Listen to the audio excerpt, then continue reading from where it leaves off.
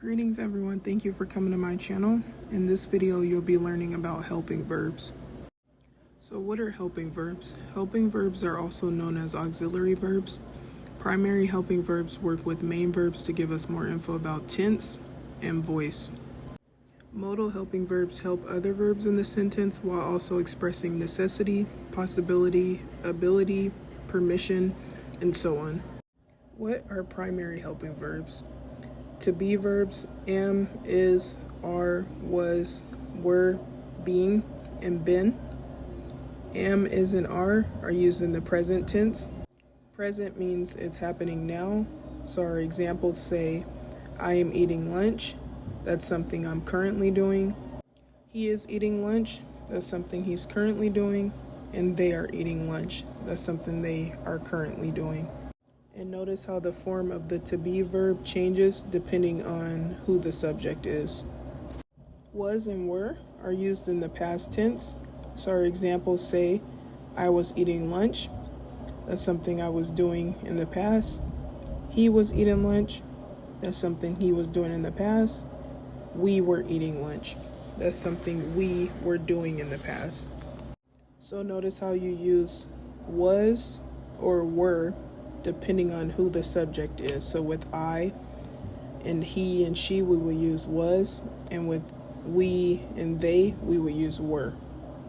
Oh, and you would also use were if the subject was you, so it would say you were.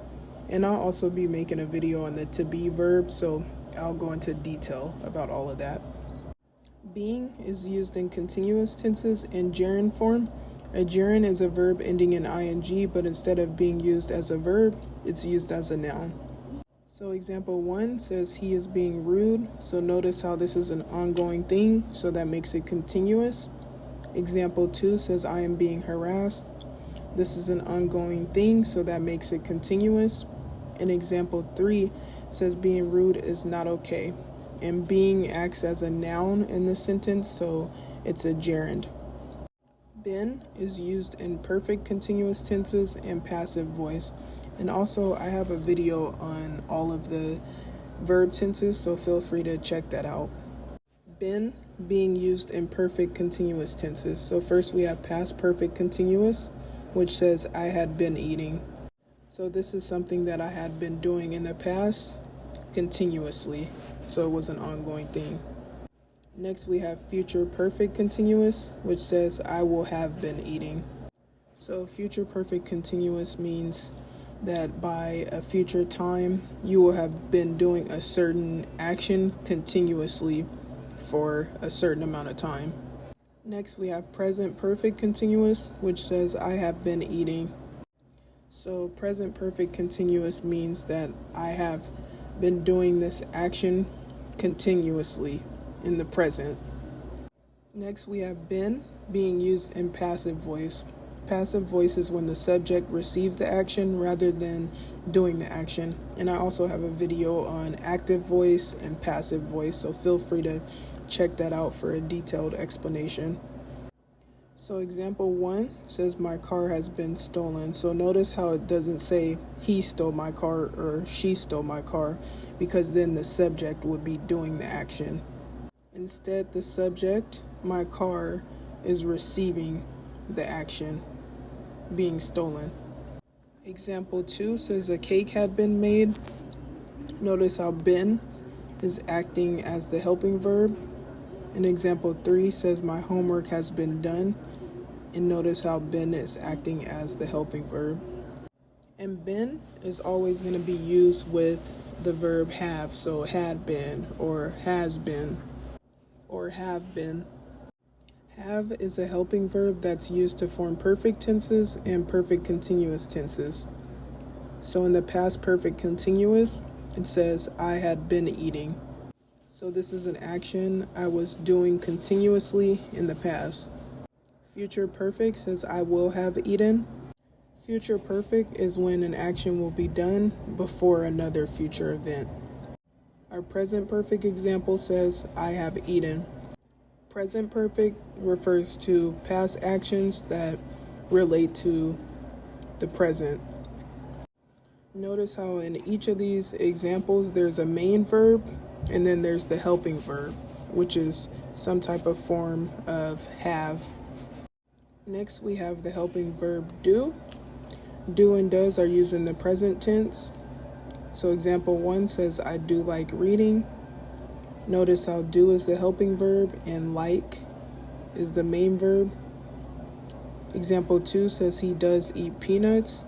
Notice how does is the helping verb and eat is the main verb. And example 3 says I do wear makeup. Notice how do is the helping verb and wear is the main verb. Did can be used as an action verb, I did my homework, and as a helping verb, I did wash my hair. Did being used as an action verb. I did my homework, she did her hair, he did the laundry. So notice how did is being used as an action verb, not a helping verb.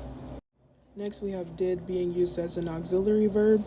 Did you wash your hair? I did cook dinner, and I did not steal the money. So notice how each example has the auxiliary verb did, but it also has the main verb. So the first sentence has wash as the verb, the second sentence has cook as the verb, and the third sentence has steal as the verb. Done is the past participle and is used with helping verbs to form perfect tenses. So past perfect says I had done, future perfect says I will have done, and present perfect says I have done. And we don't need to worry about done, just do, does, and did. I was just giving you some background info on all of the do verbs. Doing is the present participle, meaning it ends in ing and is also used to describe an action that's ongoing. So example 1 says I am doing my job. Example 2 says I am doing my homework. And example 3 says she is doing her nails. Remember, we're only focusing on do, does, and did because those are helping verbs. Modal helping verbs help other verbs in the sentence while also expressing necessity, possibility, ability, permission, and so on. Common modal verbs are can, could, shall, should, might, will, would, must, may, and might. And I also have a video on modal helping verbs, so feel free to check that out.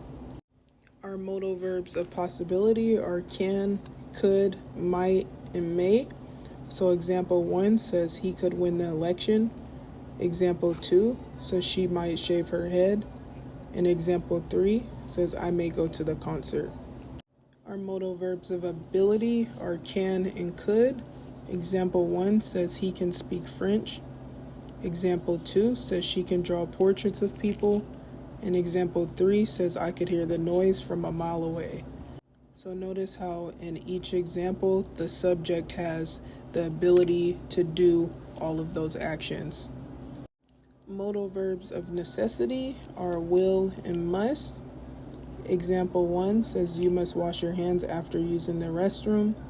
Example 2 says you must respect your parents. And example 3 says you will behave yourself in public. Notice how in each example there's a necessity. Our modal verbs of permission are can, could, and may. Example 1 says, can I get some candy, please? Example 2 says, could I borrow your phone? And example 3 says, may I speak with you in private? So notice how in each example, I'm asking for permission to do something. Thank you guys for coming. I hope you found this video informative. If you did find this video informative, please feel free to like, comment, or subscribe, or all of the above, and I'll see you next time.